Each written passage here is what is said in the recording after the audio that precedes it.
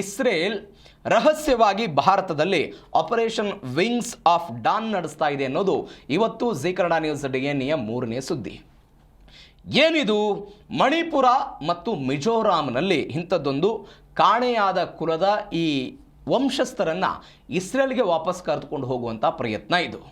ಯಾಕೆ ಪ್ರಯತ್ನ, ಏನು ಎತ್ತ ಅನ್ನೋದನ್ನು ಡೀಟೇಲ್ಸ್ ಆಗಿ ನೋಡ್ತಾ ಹೋಗೋದಾದರೆ, ಏನಿದು ಆಪರೇಷನ್ ವಿಂಗ್ಸ್ ಆಫ್ ಡಾನ್ ಅಂತ? ಇದಕ್ಕೆ ಅವರೊಂದು ಹೆಸರು ಕೊಟ್ಟಿದ್ದಾರೆ. 2030 ಒಳಗಾಗಿ ಈ ಕಾರ್ಯಾಚರಣೆಯನ್ನು ನಾವು ಮುಗಿಸ್ಬೇಕು ಅಂತ. ಏನಾಗಾದರೆ ಭಾರತ ಇಸ್ರೇಲಲ್ಲಿ ಒಂದು ಸೈಲೆಂಟ್ ಆಪರೇಷನ್ ಮಾಡ್ತಾ ಇದೆ. ಏನು ಸೈಲೆಂಟ್ ಆಪರೇಷನ್ ಅಂತ ಹೇಳಿದರೆ, ನೂರಾರು ಭಾರತೀಯರನ್ನು ಇಸ್ರೇಲ್ಗೆ ಸ್ಥಳಾಂತರ ಮಾಡುವಂಥ ಪ್ರಯತ್ನ. ಏನು ವಿಶೇಷ? ಅದಕ್ಕೊಂದು ಐತಿಹಾಸಿಕ ವಿಶೇಷತೆ ಇದೆ.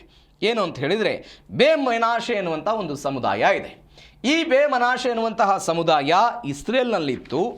ಇಸ್ರೇಲ್ನಲ್ಲಿದ್ದಂಥ ಬೇ ಮನಾಶೆ ಎನ್ನುವಂತಹ ಸಮುದಾಯ ಇದಕ್ಕೆ ಹಿಬ್ರೂ ಭಾಷೆಯಲ್ಲಿ, ಅಂದರೆ ಇಸ್ರೇಲ್ನ ಹಿಬ್ರೂ ಭಾಷೆ ಏನಿದೆ ಅದಕ್ಕೆ ಮೆನಾಶೆಯ ಮಕ್ಕಳು ಅಂತ ಅವರೇನು ಕರೀತಾರಂತೆ. ಕ್ರಿಸ್ತಪೂರ್ವ 722ರಲ್ಲಿ ಅಸಿರಿಯಾದ ಸಾಮ್ರಾಜ್ಯ ಇಸ್ರೇಲ್ ಮೇಲೆ ದಾಳಿ ಮಾಡಿದಾಗ, ಅಂದರೆ ಡೆವಿಡ್ ಆದ ನಂತರ ಆ ವ್ಯಕ್ತಿ ಬಂದು ಕ್ರಿಸ್ತ ಪೂರ್ವ 722ರಲ್ಲಿ ಇಂಥದ್ದೊಂದು ದಾಳಿಯಾದಾಗ ಇಸ್ರೇಲ್ನಲ್ಲಿ ಈ 10 ಪಂಗಡಗಳು ನಾಪತ್ತೆ ಆಗಿತ್ತಂತೆ. ಆ 10 ಪಂಗಡಗಳ ನಾಪತ್ತೆ ಆಗಿದ್ದರಲ್ಲಿಯೂ ಕೂಡ ಈ ಮೆನಾಶೆ ಎನ್ನುವಂಥ ಪಂಗಡ ಕೂಡ ಒಂದು ಅಂತ. ಆ ಪಂಗಡವನ್ನು ಇಸ್ರೇಲ್ಗೆ ತೆಗೆದುಕೊಂಡು ಹೋಗುವಂತಹ ಪ್ರಯತ್ನ, ವಾಪಸ್ ತೆಗೆದುಕೊಂಡು ಹೋಗುವಂತಹ ಪ್ರಯತ್ನ 2030 ಒಳಗಾಗಿ ಇಸ್ರೇಲ್ಗೆ, ಅದು ಆಪರೇಷನ್ ವಿಂಗ್ಸ್ ಆಫ್ ಡಾನ್ನ ಉದ್ದೇಶ ಆಗಿದೆ. ಕಾಣೆಯಾದ ಕುಲದ ವಂಶಸ್ಥರು ಅಂತ. ಏನು ಕಾಣೆಯಾದ ಕುಲದ ವಂಶಸ್ಥರು? ನಾನು ಆವಾಗಲೇ ಹೇಳ್ತಾ ಇದ್ದೆ, 722ರಲ್ಲಿ ಇಂಥದ್ದೊಂದು ದಾಳಿಯಾಗಿತ್ತು. ಹಿಬ್ರೂ ಭಾಷೆಯಲ್ಲಿ ಮೆನಾಶೆಯ ಸಂತತಿ ಅಂತ ಕರೀತಾರೆ ಇದನ್ನು. 722ರಲ್ಲಿ ಇಂಥದ್ದೊಂದು ವಂಶಸ್ಥರು ಹೋಗಿದ್ರು.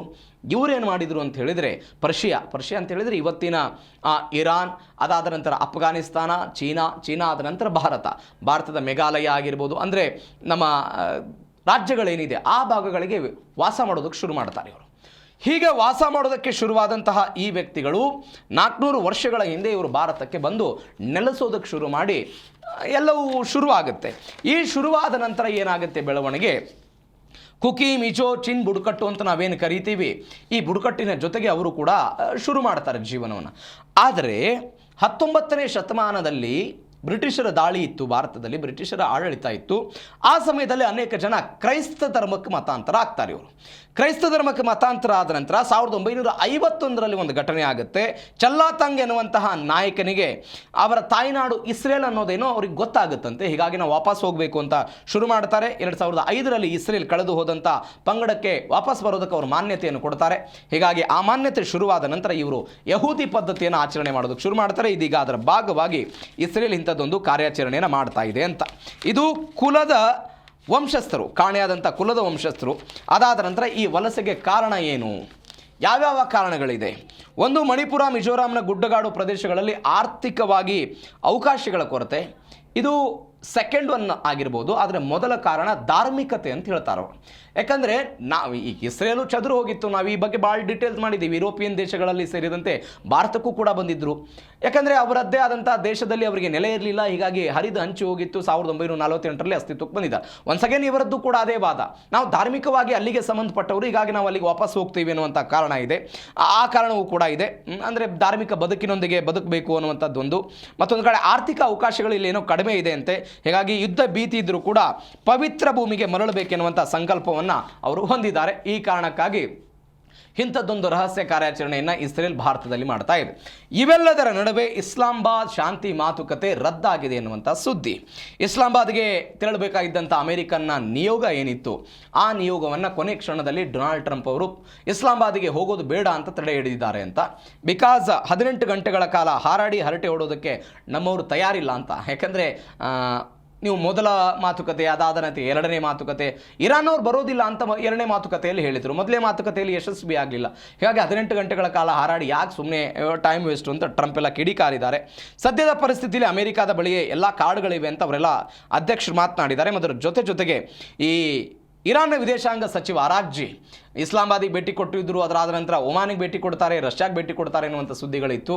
ಇವೆಲ್ಲದರ ನಡುವೆ ಅಮೆರಿಕ ನಿಯೋಗದ ಈ ಭೇಟಿ ಸದ್ಯಕ್ಕೆ ರದ್ದಾಗಿದೆ.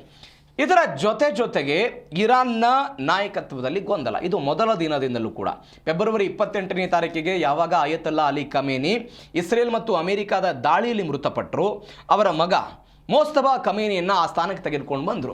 ಇವತ್ತಿನ ತನಕವೂ ಕೂಡ ಆ ವ್ಯಕ್ತಿ ಎಲ್ಲಿದ್ದಾನೆ ಅನ್ನೋದು ಕೂಡ ನಾಪತ್ತೆ ಆಗಿರುವಂಥ ವಿಚಾರ. ಇವೆಲ್ಲದರ ನಡುವೆ IRGC ಅವರ ನಾಯಕತ್ವವನ್ನು ವಿರೋಧ ಮಾಡ್ತಿದೆ ಅನ್ನುವಂಥ ಸುದ್ದಿಗಳಿದೆ.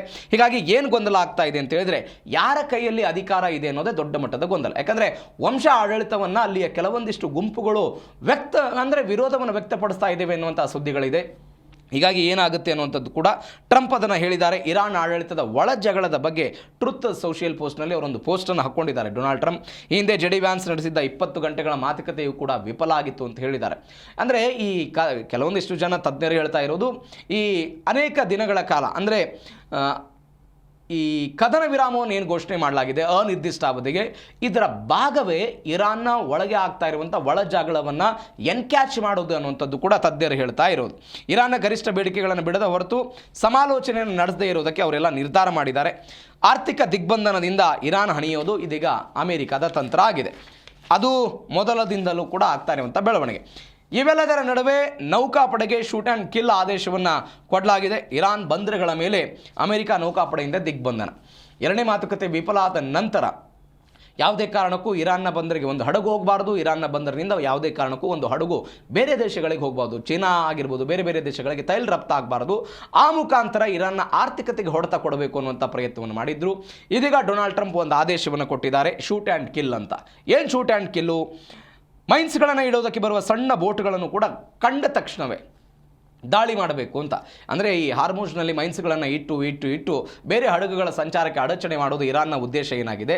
ಚಿಕ್ಕ ಚಿಕ್ಕ ಬೋಟ್ಗಳು, ನಾವು ಅದನ್ನು ಮೊನ್ನೆ ಮಾತನಾಡಿದ್ದೀವಿ, ಸೊಳ್ಳೆ ಬೋಟ್ಗಳು ಅಂತ, ನಾವು ಸೊಳ್ಳೆ ಪಡೆ ಅಂತ ನಾವೇನು ಚರ್ಚೆ ಮಾಡಿದ್ವಿ. ಆ ಸೊಳ್ಳೆ ಪಡೆಗಳ ಮುಖಾಂತರ ಇರಾನ್ ಅಮೆರಿಕದ ವಿರುದ್ಧ ಹಾರ್ಮೋಜ್ನಲ್ಲಿ ಕಾರ್ಯಾಚರಣೆಯನ್ನು ಮಾಡ್ತಾ ಇದೆ. ಅವುಗಳನ್ನು ಕೂಡ ಯಾವುದೇ ಕಾರಣಕ್ಕೂ ಬಿಡಬಾರದು ಅಂತ ಇದೀಗ ಡೊನಾಲ್ಡ್ ಟ್ರಂಪ್ ಹೇಳಿರೋದು. ಇದರ ಜೊತೆಗೆ ಇಂಧನ, ರಸಗೊಬ್ಬರಗಳ ಬೆಲೆ ಸಹಜವಾಗಿ ಇದರಿಂದ ಗಗನಕ್ಕೆ ಏರುತ್ತೆ. ಭಾರತಕ್ಕೆ ಬರಬೇಕಾಗಿದ್ದ ಹಡಗು ಸೇರಿ 3 ನೌಕೆಗಳ ಮೇಲೆ ಇರಾನ್ ಪಡೆಯಿಂದ ದಾಳಿಯಾಗಿದೆ. ಮೊನ್ನೆಯೂ ಕೂಡ 2 ಹಡಗುಗಳ ಮೇಲೆ ಇರಾನ್ನ IRGC ದಾಳಿ ಮಾಡಿತ್ತು. ಇವೆಲ್ಲದರ ಹೊರತಾಗಿಯೂ ಕೂಡ ಭಾರತಕ್ಕೆ ಕೆಲವೊಂದಿಷ್ಟು ಹಡಗುಗಳು ಬಂದಿದೆ. ಬಿಕಾಸ್ ಇರಾನ್ನ ಜೊತೆಗೆ ಭಾರತ ಹೊಂದಿರುವಂಥ ಮಿತ್ರತ್ವ. ಆದರೆ IRGC ಮಾತ್ರ ಇದನ್ನು ವಿರೋಧ ಮಾಡ್ತಾ ಇದೆ.